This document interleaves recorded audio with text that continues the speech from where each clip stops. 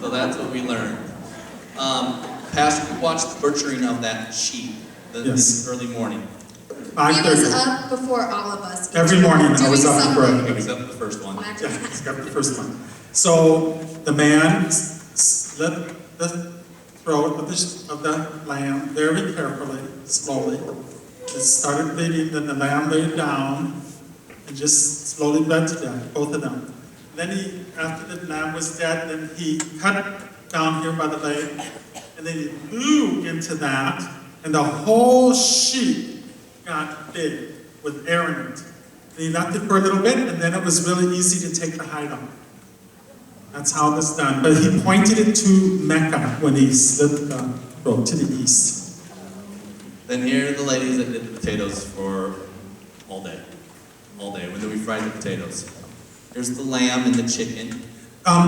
We said in the service they ate the bones and everything. Then they did. And we had a visitor this morning from Lake Park or Lake View, or there's a little town somewhere by Carroll, Iowa. Anyway, visiting, just happened to visit. And he said, lamb bones are soft.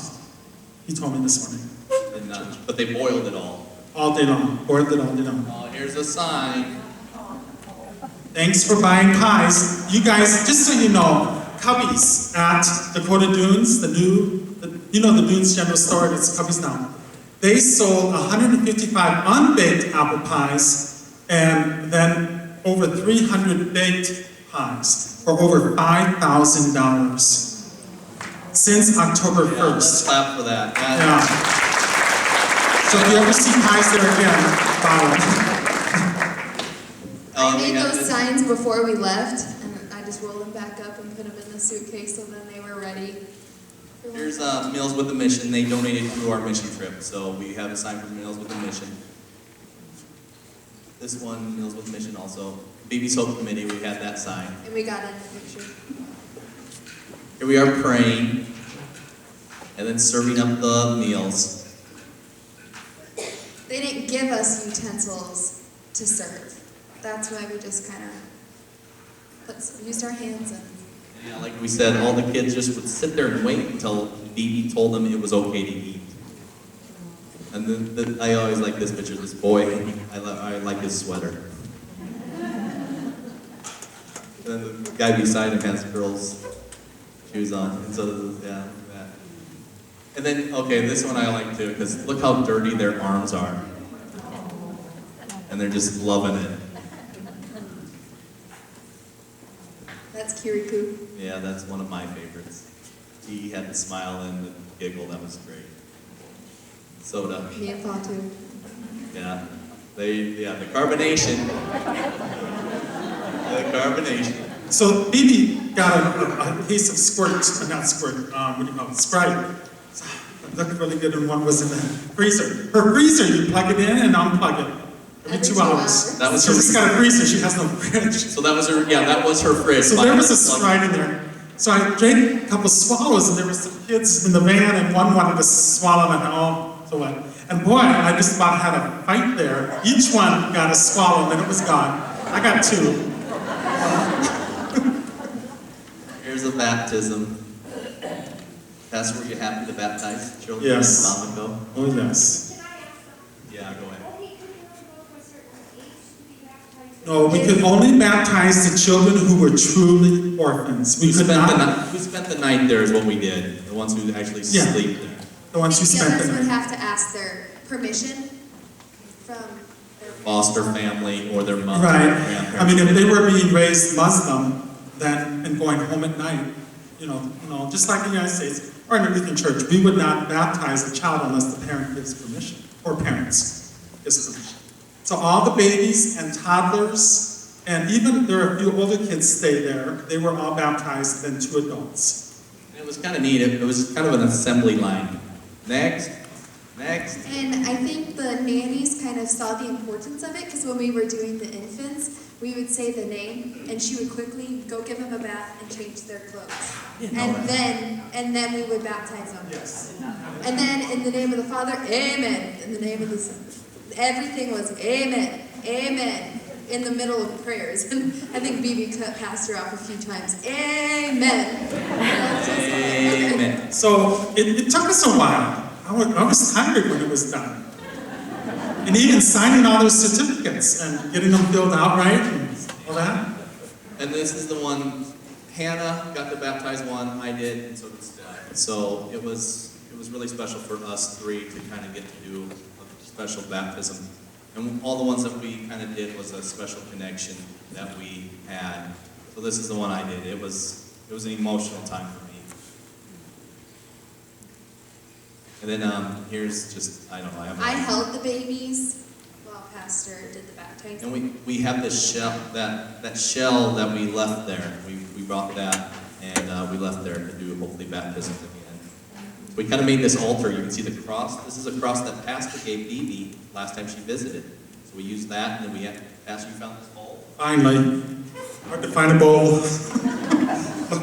Looked. We're going to use an ice cream bucket. Tell them who that was. But you know, I got to say this. We talk about intentional evangelism. That's when you intentionally tell people about Jesus. You know, you're going to go out today and I'm going to tell 3 people about Jesus. And we went over there prepared. We were going to do baptisms. We went over there and to tell people about Jesus. And we were ready.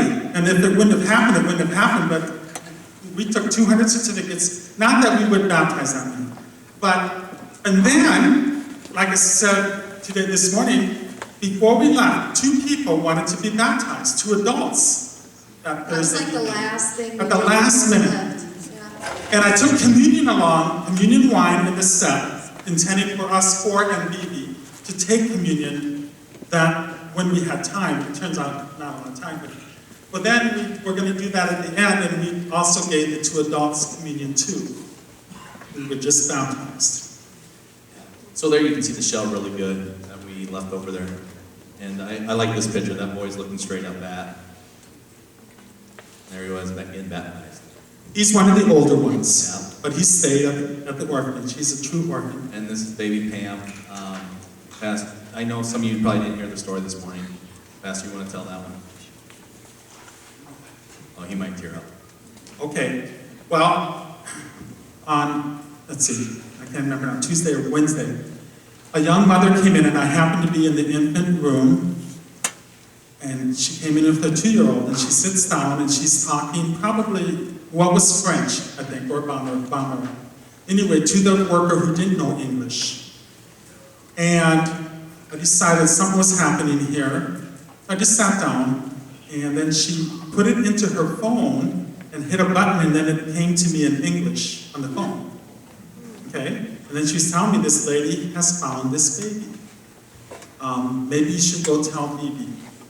I knew, there are no streets names, no highway, I-29, nothing. Even on the paved roads, there are no street signs. No house numbers, no streets, nothing. But I knew we needed to get her cell phone number, if she had a cell phone. Because that's what the post office does. They call you on your cell phone, then you have to go get something if it came. And we knew Bibi did it that way. So anyway, so she sends me up the hill to talk to Bibi what we should do. Yes, we should get her cell phone number, and we're going to have to tell the police. And you didn't even know that she had a baby because she had all the clothes, and it's 4.5 pounds. It was born that morning, but she had it wrapped in all these blankets and stuff. So we didn't know she was pregnant for us. But anyway, so I get back down, and by then the worker figured, questioned her, and it was her baby that was born 4 hours before. So what happens in Mali is, in a lot of these countries, it's this way. If you try to give your baby away, try with a good heart, say, I cannot take care of this baby, you will be put in jail. And I don't care if you take it to the police station or the hospital or school, you will be put in jail. Okay. So she's trying to say she found it. That way then she can go and she can't take care of it. But then, like we said, we figured it out, the lady did, and okay. So, because we had the security guard who works with the police station, and that police station does domestic violence and that kind of stuff, not murders. They have different types of police stations. So he was there. So what we did, and they have great respect for Bibi, so we just did this. And this is how they do day-to-day business, and this is what's so difficult. We told them verbally that, it's her baby, but on paper we put that she found the baby. And that, we said this to the police, and that's the way it's done, and they just accepted it. And then she went home, she didn't get in trouble, and she never came back. Bibi wanted her to come back and breastfeed and stuff, and just, nope, she would not, she walked away. Well, then she was so little, and I was really concerned, and so was Stephanie. Stephanie's a doctor, and because she just wasn't moving and stuff, and there's no heat. It wasn't that cold, but still 6 degrees at night. That's cold for her. And we kept her warm, and then Bibi decided when we left, and then on Friday to take her to the hospital, but then a week later she died. I always wonder, and I know God has His timing, and He knows when our day is up. But the hospital probably would have been worse than the orphanage, because it's so overcrowded. One thing too that we found out is it costs $20 to have a baby, and you're there at the hospital for 2 hours. And you share a twin bed with another lady who's ready to have her baby. So if it's that way for the mothers, what is it like for a patient? A lot of them are not born at the hospital either. They're born This Pam was born at home. Yeah. Oh, but she had the baby herself. Her mom and dad, she lived with her mom and dad, they didn't even know that she was pregnant. And she said, if I go back home with this baby, my dad will kill me. Literally, not, literally kill her. And a C-section is about $450. 400. 400. A C-section, and yeah. So then this is baby Pam. We had a baby soap meeting. Oh.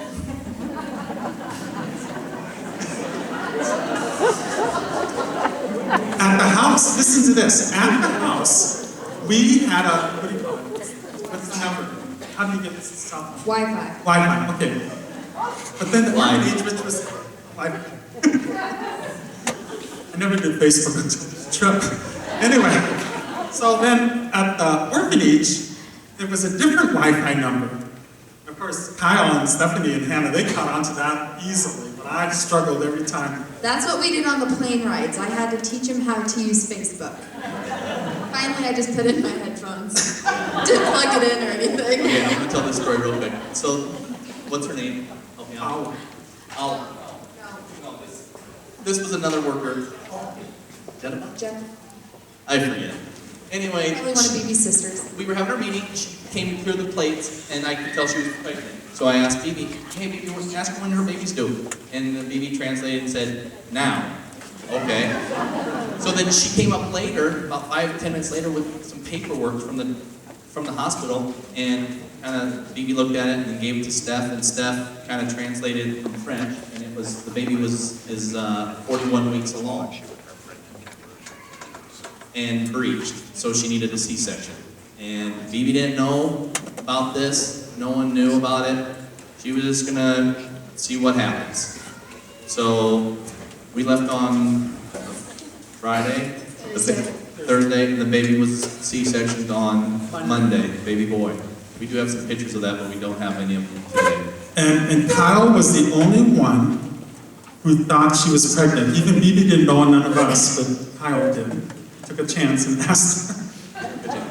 Pretty much if you have a belly, you're pregnant in Bamako. Oh, I went on a motorcycle ride one day. This guy, and his project was cleaning up the streets of Bamako. They were just a volunteer group of young men that were trying to clean up the city. So we saw this project. Right beside this project was this church, and it was kind of just neat here's a church. So we saw that church that day.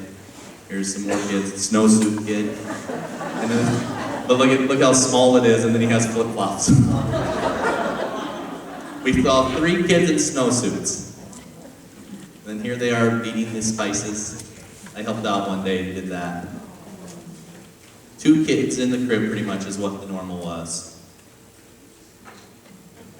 She needs sponsored. This was us walking to a school that was close, and you can see just the trash. That's the normal way. There's just stuff in the street. Here's a chalkboard at that school. They went through the alphabet for us. And these are all Bibi's kids that are sponsored, actually, right there, that go to that school now because of the sponsorship program. Notice the Little Mermaid. Yeah, they did. All the schools that we went to had like illustrations on the wall. Right beside her is a big high school. This is Jennifer, the mission lady, was impressed with it, and all the kids ride their bikes to the school. And then after the school got out, they all play soccer right beside her. This is CD, Bibi's son. He's 24, going to college. He was a huge help. Huge help. Can't say that enough. Steph, you don't want to do any talking?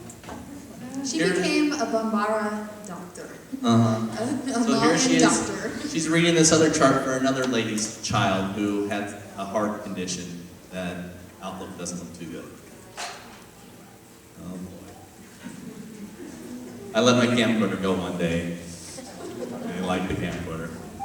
Here we are at the feast night with some kids. Here's our wardrobes, a set that we have. Yeah. It's creepy. Yeah. A lot of the girls had their hair done like that with beads in it. We would just spend time in the orphanage with the kids. We couldn't communicate, of course, but they would laugh at you and we would laugh at them, and it was a good time. Oh, here is the Redeemer ATM card that has helped out in so many ways. Bibi said, we left at 5:30 a.m., Bibi and I, to do a home study. A lady who was married 25 years wanted to adopt a baby, and I thought, oh wow, just give her one, Oh no, Bibi said, we need to do a home study. I said, wow, gee. And she said, well, I don't want to give somebody a baby that it would be worse than the orphanage. She wants to upgrade, do better. So she hires this lady to come and pick us up in this car. She had 3 kids. Her husband picked her out. The youngest one was 9 months old. So we got to know her a little bit. And I'm sitting in the front seat because I'm the holy man. And so, it was in the morning about 60 degrees, so it powered up. So I looked at her buttons there, and, the defrost. And I asked Bibi, ask her if I can, turn these buttons on, maybe, so she wouldn't have to wipe it, And by golly, they worked. Now, the other car we had was a Mercedes, a 1988 Mercedes. You had to reach in the back to open up the back doors. I mean, that's how bad it was, and nothing worked. And so anyway, she was so happy. My gosh, she had that car and she's making money, being a taxi driver, and wow, now she can turn the buttons on and get the windows defrosted.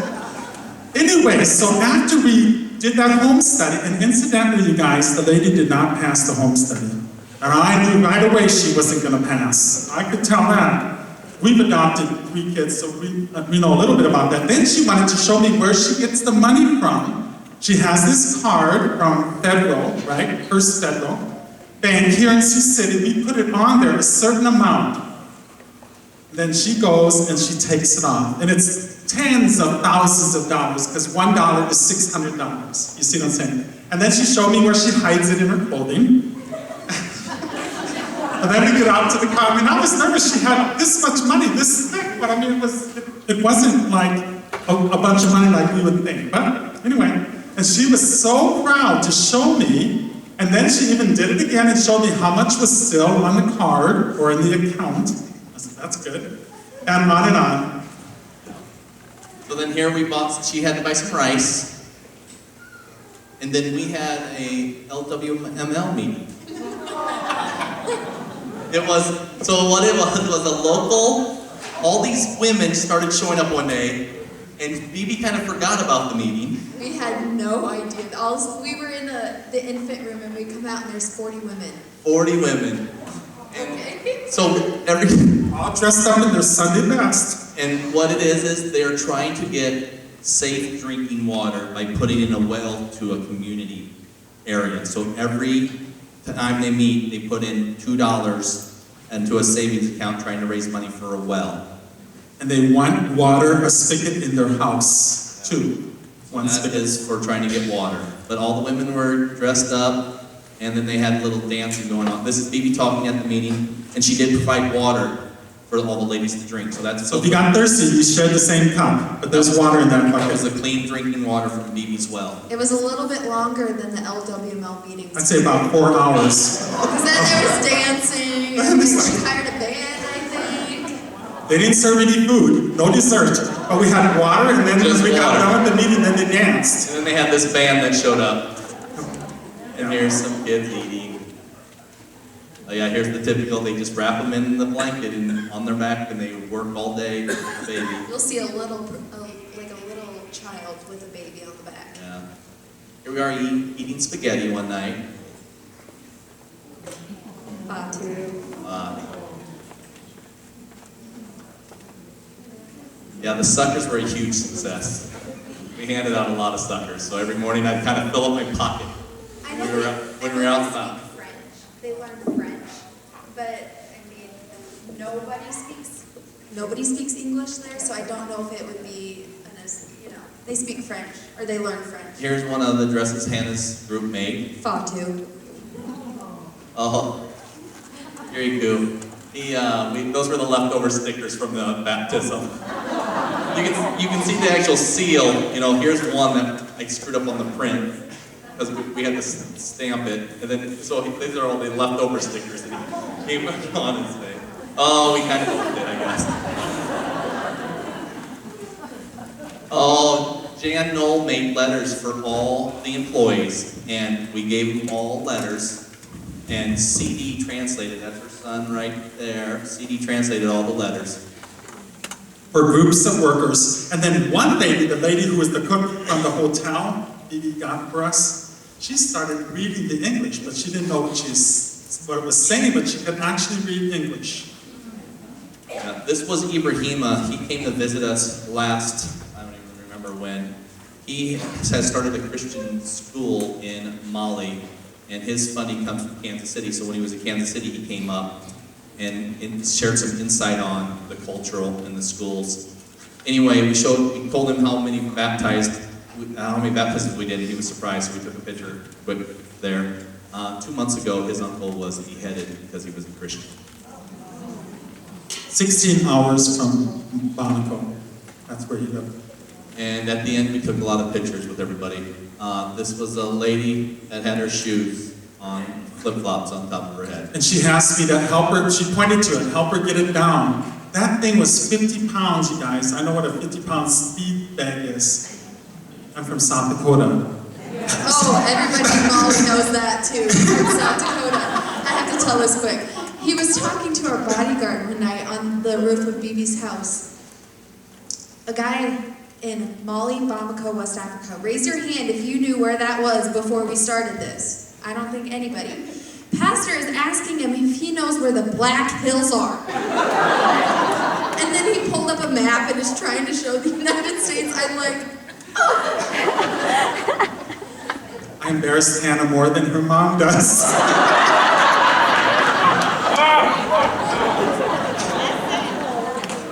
which is quite often. Here, Steph got him the smile and a selfie. Oh, there he is dancing. We can't get that. Very cool, getting pushed around by CD. Oh, There's a David Zirkle there. Yeah, this is all getting baptized. Guys, it was an emotional time there right on the roof. And the mosque was doing their prayer chant during our communion that we did that night. And this is CD getting baptized and Bibi baptized. And boy, she didn't want to take her covering off, her head covering off to get baptized. But there she is with her certificate, so happy. I mean, we didn't see her smile much when we were there, but it was amazing to see. And there's communion that we serve. It's really neat to do that in Bamako. That's one thing I thought I'd never do. Take communion in that Muslim world, so. Oh boy. So this is the Kirikou, and all smiles and laughter the whole trip until this moment. I gave him a sheet of paper just to play with. They would take a piece of paper and kind of just make guns out of it. Anyway, all of a sudden I had CD translate and say, "Hey, CD, tell him that this is our last night with him because we're going back home." And the paper I noticed was wet. So I kind of asked Steph and Hannah were sitting beside me. I was like, "Is he crying?" And they looked over, and he was. So it was a sad time for him, but I took him up there. And we had about 2 hours to go until we hadn't packed yet. So took him up there and I gave him a bag, and we threw protein bars in the bag, toothpaste, anything that we didn't really need anymore, he got. And he got my dirty socks. And he got your camcorder. Oh, the camcorder was in that bag at one time. We luckily found that before we got on the plane. But anyway, it was a sad time, and here we are on top, and it was emotional. Those last 2-3 hours to say goodbye was tough. When we were doing the communion and the baptisms of Awa and Sidi, all of the kids had gotten the signs that they made, welcome, hand shower, and all of those, and they brought them. And then there was a bunch of kids in the streets holding up these signs, and some of them were upside down, but that was heartbreaking. We were supposed to wear long pants, and nobody wears shorts. None of the guys wear shorts. So Kyle and I guess Stephanie too, went to Goodwill and got all of our clothes that we wore there. And so I gave all of my clothes, even my underwear and socks, to Musa, the bus driver, because I thought he was a little smaller than I, but that would work. And he was very appreciative of it. I just took enough home to get back. So then we left Bamako at about 11:30 at night, I think it was. So this is us getting on the plane. We all four sat by each other. And that's the end. After that, we went to Paris, and we were kind of tired there. So This was a typical pose of pastor. Oh, do it again, do it again. Taking pictures of everything. So, I know. So oh, go ahead. Only Stephanie did not make fun of me. That I know of. That you know. No, it was an amazing trip. Every day, we said, about 6 hours into the trip, we're like, wow, we've done so much more than what we thought we would do and see. And every evening we did a journal. About 11 o'clock at night we do our journal, and we were surprised at how much we could put in that journal each day. And sometimes we were like, oh wait, that was this morning? Yeah. Like, we couldn't remember, so good thing we did right. But every day was just beat the last day, and you're like, there's no way we're gonna have a better experience or a neater experience, but every day kind of got better and better. So it was just an amazing trip, and we can't wait to get back. I want to say one thing that we learned about the culture that we never would have if we didn't go over there. They are just so relaxed on time. Like we had the Christmas celebration, but it was going to be like right away when we got there. And Bibi was like, oh no, you're too tired. And then the next day there was, oh, we don't have the lamb. And then the next day, something else. And we were like, okay, it's going to be a going away party pretty soon, which it probably ended up that way. But they're just so laid back, and then I know Kyle and I don't know who went to go get the lamb one morning. They come back and they didn't have any lamb. It was just like, she thought of other things to go do, and it was just we were laid back, we went with the flow, and Bibi had all these plans for us, and... So we're gonna let's close this silent auction at 2 o'clock, so that's 7 minutes. Charlene and Jan, can you maybe help collect the money after, if someone wants to take their gift? If you want to get, I'll say at 2 o'clock to close it, I'll make the announcement. Just go ahead and get your item anytime with your sheet and bring it to the door. We do have some change that you can make, Jan.